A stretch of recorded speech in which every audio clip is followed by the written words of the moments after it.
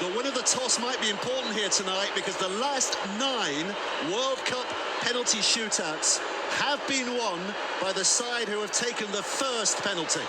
This is the 2014 World Cup quarterfinal. Costa Rica won the coin toss and chose to shoot first. A smart move it seemed, as the previous 9 World Cup shootouts had all been won by the first shooter. But the Netherlands broke this trend, winning despite going second. This belief that shooting first offers an advantage has persisted for years, fueled by the idea that the second kicker feels more mental pressure. In this video, we'll see if that advantage is real or just a football myth. For this analysis, I'm using data from all penalty shootouts in 3 major international tournaments: the World Cup, the Euros, and Copa América. I found the data on Wikipedia, copied the relevant tables, and added one extra column myself, called First Shooter, to indicate which team kicked first in each shootout. When I first looked at the World Cup penalty shootout data, I was surprised to see only 35 shootouts. But after a little digging, I discovered why. And penalty shootouts were only introduced in the World Cup starting in 1982. Before that, tied matches were decided in much more unusual ways. They were either replayed, they had coin tosses decide the game, or even drawing lots to determine the winner. After importing the penalty shootout data from all 3 international competitions, I combined them into a single data frame. Now, instead of juggling 3 separate tables, I have one unified dataset with every shootout from the World Cup, the Euros, and Copa América.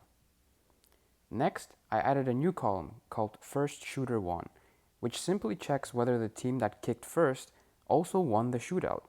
This gives us a quick true or false for each match. True if the first shooter won, false if they didn't. To see how often the first shooter actually wins, I summed up all the true values in our First Shooter Won column.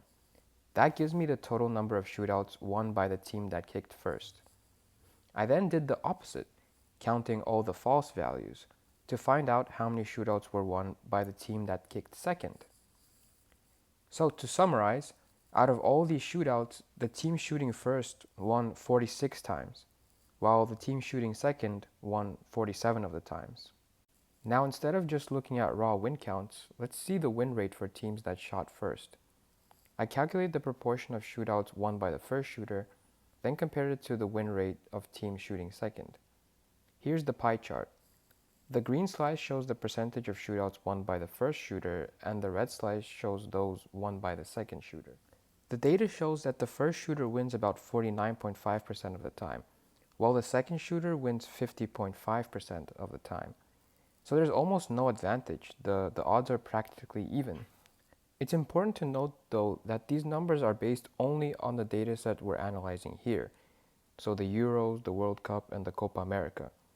A larger or more diverse example might tell a different story, so these results apply just to this set of matches.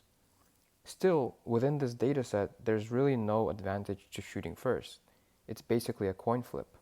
In fact, a large-scale study by David Pipke in the Journal of Economic Psychology, using data from over 7,000 penalty shootouts and 74,000 individual kicks, also found no evidence of a first or second mover advantage. In fact, equivalence testing rejected any difference greater than 1.8 percentage points from a perfect 50-50 split.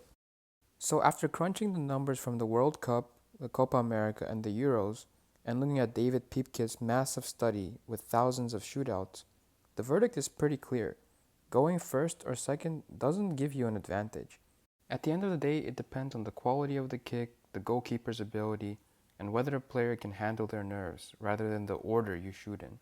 So that's it for this video. I hope you enjoyed it, and thank you for watching.